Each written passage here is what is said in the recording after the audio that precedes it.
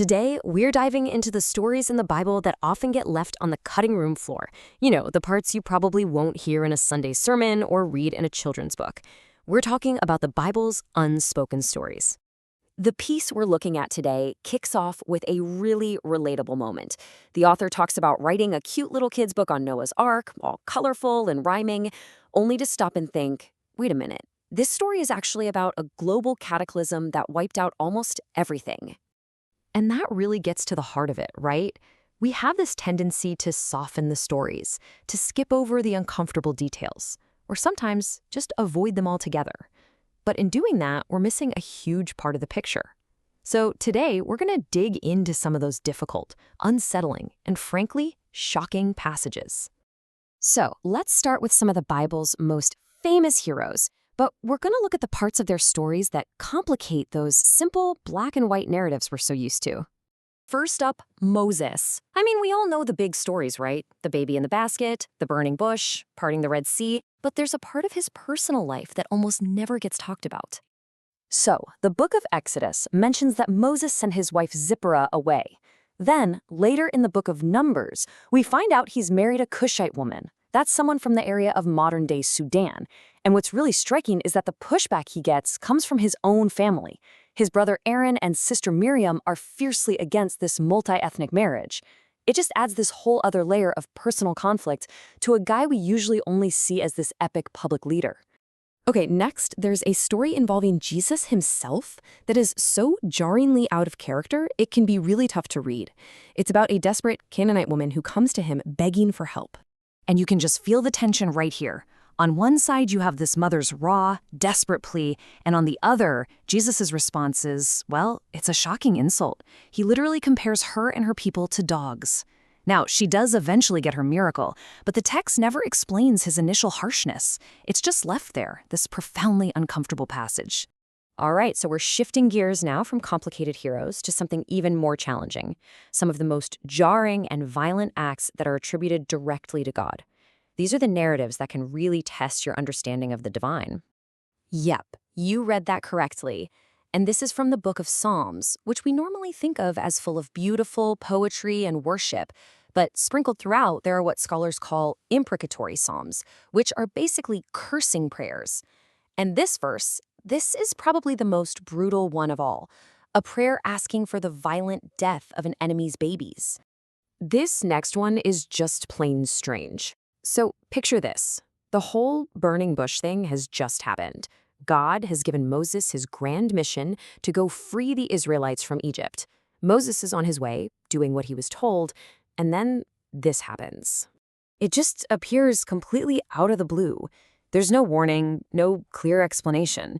One minute, God is sending Moses on this world-changing mission, and the next, he's trying to kill him.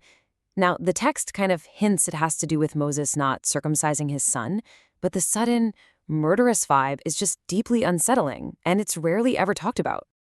Talk about a punishment not fitting the crime. So in the book of 2 Kings, the prophet Elisha is getting heckled by a group of boys for being bald. His response? He curses them. And immediately, 2 bears come out of the woods and maul 42 of them. The punishment is just so horrifically out of proportion to the offense. From divine acts, let's now turn to some difficult human histories. These are the parts of the Bible that record some pretty brutal realities and lay out laws that are really, really hard to square with our modern ethics. This story from the book of Judges is, as our source article puts it, just messed up. It's honestly one of the darkest narratives in the entire Bible. It reads like something out of a horror story. So after a really nasty civil war, the tribe of Benjamin is almost wiped out, and they have no women. So the leaders of the other Israelite tribes come up with this horrifying 2-part plan. First, they order the massacre of an entire town, but they spare 400 virgin girls, who are then captured and given to the Benjamites. And when that's not enough, they tell the rest of the Benjamite men to go hide in some vineyards and kidnap young women while they're out dancing. It's basically a state-sanctioned plan of mass murder and abduction. Okay, now for a weird one about Israel's first king, Saul. In a moment of total desperation, he turns to a source of power that is explicitly forbidden by God's own law, witchcraft. So the real kicker here isn't just that Saul broke the rules. It's that the forbidden act actually worked. The medium, known as the Witch of Endor, successfully summons the spirit of the prophet Samuel, and Samuel then delivers a totally accurate prophecy about Saul's impending doom. The story presents this confusing world where these condemned spiritual practices are, well, effective. And this brings us to a bigger theological puzzle, especially when you get to books like Leviticus and Deuteronomy. Christians are often taught, you're not under the law, but under grace. And that's a huge relief, right? Because it means you don't have to follow all these ancient rules. But the New Testament also says that faith is supposed to uphold the law. So, what are you supposed to do with all those uncomfortable Old Testament laws? It's a real dilemma. Finally, let's look at a promise from Jesus that is a world away from a lot of modern Christian messaging. Right before he sends his disciples out, he doesn't promise them health and wealth and happiness. He promises them persecution. He says they'll be flogged and that they'll be hated. It's a really difficult and challenging message to hear. So, after going through all of this, all the difficult, violent, and confusing stuff, we have to ask the big question, why does any of this matter? What's the point of confronting these texts instead of just, skipping over them? And it really comes down to this. These stories are in the Bible for a reason. To ignore them or to try and sanitize them means you're only engaging with an incomplete version of the narrative. These hard edges, these difficult parts, they're part of the full story. Maybe the point isn't to explain these stories away or make them all neat and comfortable. Maybe the real value is in wrestling with them. The passages that challenge us, confuse us, and even shock us might be the very ones that force us to think more deeply and ask more honest questions.